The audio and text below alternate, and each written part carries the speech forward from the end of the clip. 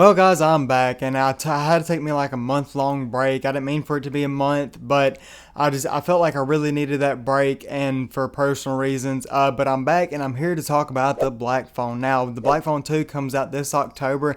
I'm a huge Sott Derrickson fan. I'm also recently becoming a pretty big Mason Thames fan. He's a really great actor. I'll get into that pretty soon. But I'm a huge fan of the Black Phone. I watched this when it first came out, immediately went and bought the Blu-ray, really enjoyed this movie so much that I watched it at least once or twice.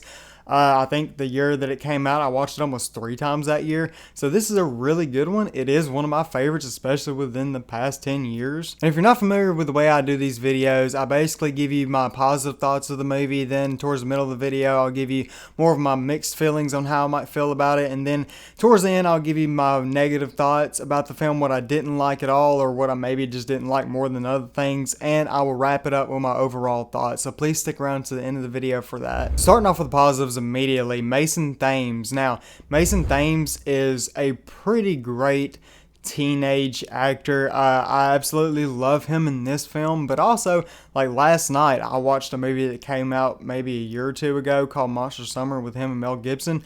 Really good, like family-friendly horror-style film. But he was also terrific in this. He's terrific in the new movie How to Train Your Dragon, live action. So if you're not familiar with him at all, nor any of these movies, go give them all a watch. They're all really good. But again, back to this, he's amazing in this. Plays our main character, Finn, who's been picked up by the grabber, played by Ethan Hawke. And he is in this basement. This isn't spoilers. And there's this black phone on the wall, and it's basically victims of the past who are dead calling him, giving him these little decent clues on how to maybe make it out, helping him learn from their mistakes. You also have Madeline Mcgraw playing Finn's sister, Gwen, and she is like one of my favorite characters in horror movie history. Definitely one of the best kid characters and kid actors. This girl is amazing. I hear she's also pretty amazing in the Black Phone 2. But as far as this one goes, she is like crazy. Like, she kind of reminds me of like a child version of Deb from Dexter with her potty mouth. She's a very strong character, very funny, but also very loving and protective and loyal. And there are certain things with her character that they do that towards the end of the film that I really didn't like. Actually really didn't like at all, and I'll get into that later. And of course you have the poster child of this movie, the grabber, played by Ethan Hawke. And this quickly became like one of the horror icons. I wouldn't consider maybe him iconic, maybe very noticeable, very different too in a lot of ways, but still a great horror character that I love this first movie. Can't wait to see what they do with him in the second movie. And of course, Ethan Hawke is a terrific actor. And the way that Ethan Hawke portrays the character of the grabber is really interesting, creepy, eerie too. The way his face is covered for 99% of the movie. The mask even changes from like smiles to a frown to, I think there's even a mask with no face at all. And that's really eerie, what he does with his tone and how he talks, and certain really creepy jokes that he makes and snarks that he makes, and the cadence. Everything about this character that comes from Ethan Hawke is just absolutely amazing. There's no surprise that Ethan Hawke is a fantastic actor. We all know that. Much like Justin Long, Ethan Hawke is pretty much a stamp of approval for me that if it's by Blumhouse, which I'm not a big fan of, and Ethan Hawke's in it, it's going to be a freaking great movie for me. Also, if it's horror, and if it's by Sott Derrickson. Like, Sinister is one of my favorite horror movies of all time. I was fortunate enough to, for one, basically grow up with the movie, but for two, also, I was fortunate not to watch the trailer, so like it wasn't spoiled for me at all.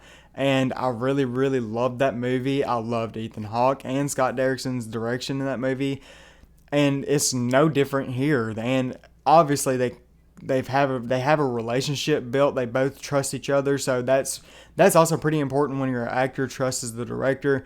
That makes the filming progress and the film actually go by really well. And something that's very unique about Sott Derrickson is he uses kind of like a Super 8 film grain in certain scenes, and it's kind of a stylistic choice, but also like a stamp on, or like almost his just his style, like in Sinister with those snuff films and the Super 8 grain and everything, it kind of does the same thing here. And Sott Derrickson knows how to build that tension and those scares with just a frame, and that's just really cool to me. And I really love the story here, that you have like a young kid who, you know, he has a little sister, and his little sister's kind of the badass, and she's kind of the protector, and you can tell that really weighs on him, that makes him feel bad. They have an abusive father, and there's also a really crazy scene from the guy who plays the dad and Madeline Mcgraw as Gwen. There's a situation there where the dad's, you know, whooping the kid, and it's probably the most effective scene in this entire movie, and it's really traumatic, and it's also acted very well, but almost too well. Like, it seems way too real. Like, it was like, that looks a little too method for me. But it's also, it builds character. It shows you how strong this character of Gwen is, to the point to where Finn, again, he's scared, and he looks up to this other kid, Robin, who's like, and also like kind of like a badass, and he's a fighter. But Finn doesn't fight, and that's not who he is. Gwen will kick ass. Like, it is insane, and she will cuss you like a dog while she's doing it. And so Finney, being kind of this weaker character, it really gives him a lot of room to grow, and he does. This is kind of almost like a character study for Finney, and you watch him go from, you know, how he starts to being this weak kid on to how the movie closes with he is a pretty strong character. Now moving on to my mixed, and really the only thing that I kind of feel mixed on into this movie is that it does feel more like a thriller, or like a horror thriller, than just a horror. There's not really many scares in this movie. There's a couple attempts. I'm kind of used to all those type of scares, so they didn't really work for me. Now I'm sure they're effective to some people, but they weren't for me. But it doesn't really affect how I feel about the movie overall. It's just something that is almost kind of like a nitpick. Like, you can take it or leave it. It's just, it doesn't really feel much as a horror movie, even though it no doubtly is a horror film. Also, I really wasn't expecting it to be all that scary, but that's just something that I felt like I wanted to add in here. Well, that's really the only mixed thing that I have. So now we'll move into my negatives, and probably the biggest negative I have is that I'm not, you know, there's some, you know, of course you have to have certain plot convenience to move, you know, characters from point A to point B to hit certain beats of your story. It's kind of like that and step where it's like, this happened and then this happened, instead of this happened because this happened. So that's just, there is a little bit of plot convenience, but the character of Gwen, as I said, I do love this character. I love the actress and what she does with it, but towards the end they make her kind of have these powers to where she taps into some almost kind of like a premonition style, where she can see things without her being there. She has these dreams that kind of give her clues to help find her brother. And I thought that was kind of corny and kind of cheesy and cheating a little bit. Now, it might fix it in the second film, but it is a negative. It's something I really don't like at all.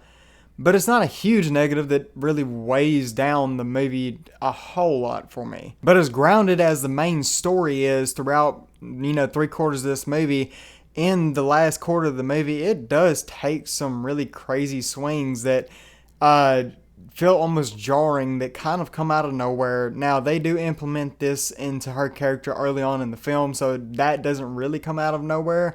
There are other things, but they don't go as heavy on it until the third act. Maybe the introduction of this aspect of her character in the beginning does soften the blow a little bit, and the fact that there's a little bit of a mystery element to it may help, but it's just something that I could have done without, and they could have maybe come up with a more creative way. And my final negative, and yes, it's really only two, like really legit only three major things that I have, or two major things that I have wrong with this movie, and one that I really just can take or leave.